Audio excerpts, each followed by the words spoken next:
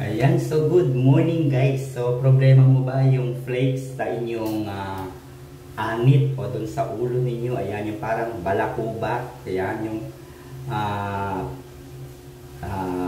flakes no, na hindi po matanggal-tanggal. Okay, so problema ko na po ito sa loob ng siguro isang taon na rin na mahigit. So marami na po akong nasubukang mga anti-dandruff shampoo. Ayan, so syempre ilan dito is yung Nizoral. Ayan, so ayan, so siguro hindi siya effective dahil nakatatlong ganito po ako, ilang ml to, pero hindi po natanggal. And then sumunod po is itong Santal shampoo. Ayan, no? Santal shampoo. So hindi rin po natanggal yung aking mga balakubak o yung flakes sa aking ulo. Ayan. So siguro po pag gano'n na hindi po natatanggal ay pag-aralan na ninyo kung ano ba talaga yung problema. So yun ba ay balakubak or dandruff or yung tinatawag nating ano ba tawag dito? Scalp fungal. Okay, para sa po siyang fungal na nagkalat sa iyong anit, dun sa iyong ulo.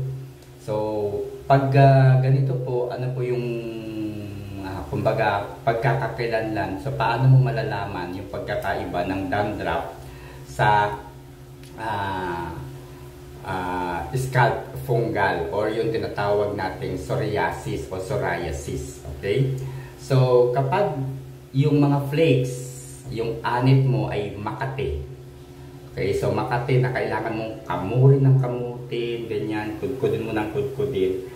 Yan po ay balakubak. Okay, yan po ay dandruff.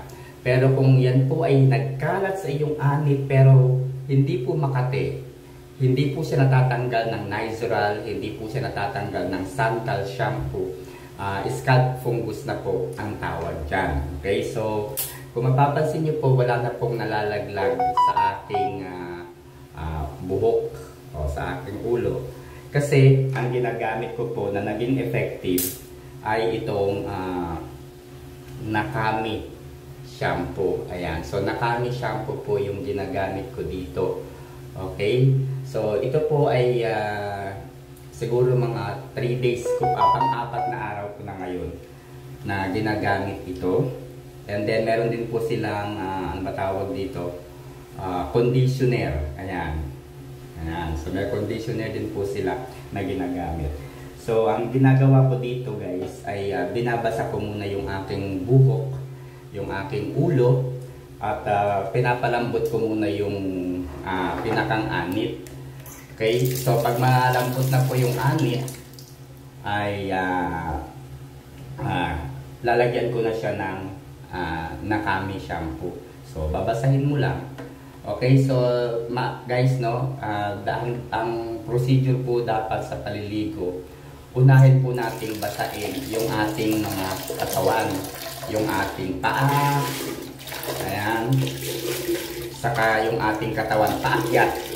Okay, so pag maliligo po tayo, wag nating bubuhusan kaagad yung ating ulo ng tubig, lalo na sa umaga.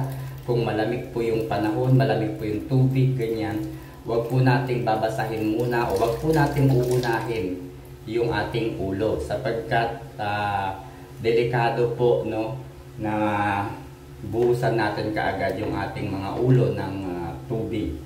Kasi ganyan po yung ikinamatay ng aking kapatid dahil pag naliligo po siya, pagpasok po niya ng CR, ang inuuna po niya ay yung kanyang ulo.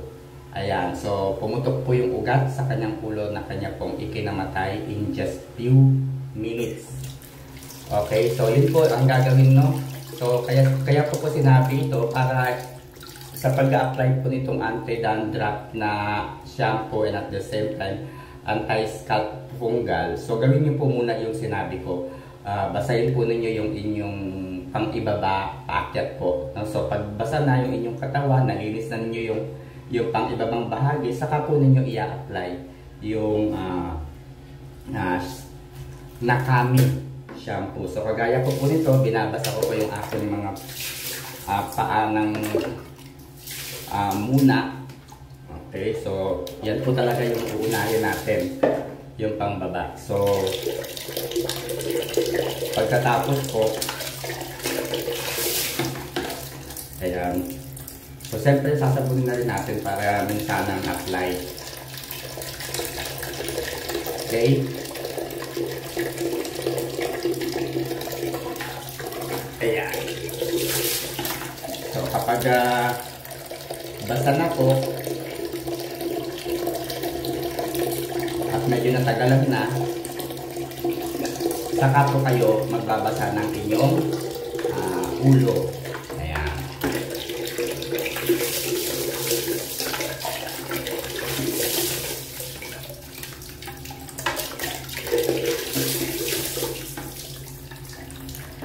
Ayan. So make sure po na basa na yung inyong ulo. So patagalin mo na ng mga konti lang.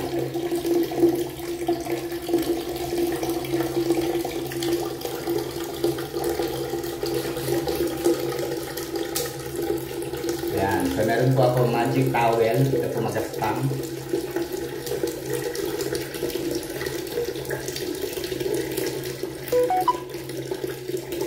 Ayan. So may magic towel po ako.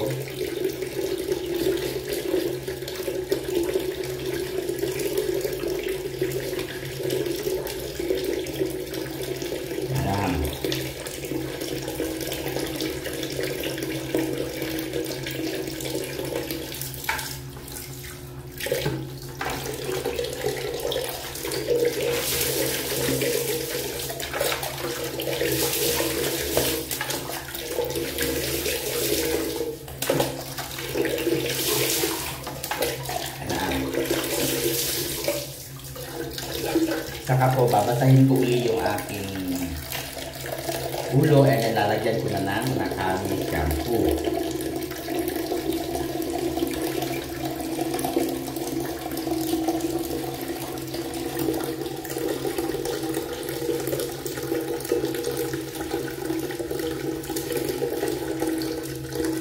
Yan, so patatagalin ko lang dyan ng ilang minuto, mga 5 minutes.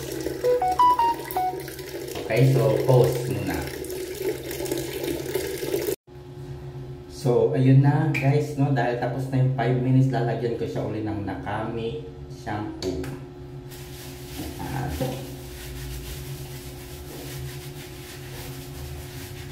Okay, pagkatapos guys, ay susuklayin ko siya ng supply na pinong-pino.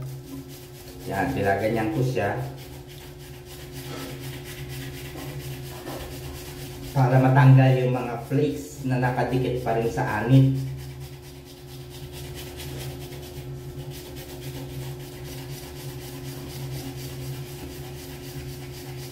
Ayan.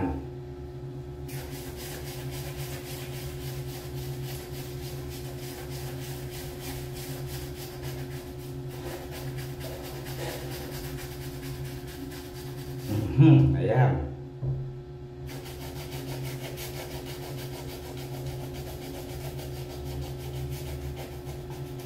Okay.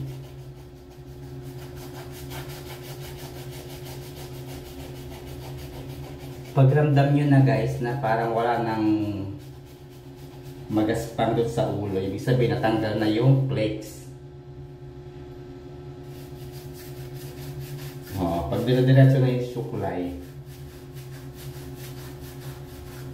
wala na yung flakes.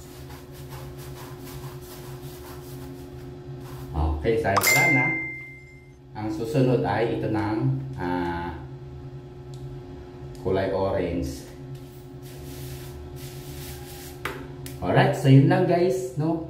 Hindi ko sinasabi na walang bisa yung natural saka yung santal shampoo. Siguro effective lang talaga siya sa mga dandruff o balakubak. Pero pagdating sa scalp fungal or fungus ay iba na po yung effective. So effective na po itong Nakami shampoo. So yun lang guys, nasa yellow box lamang po yung link para mabili itong Nakami shampoo.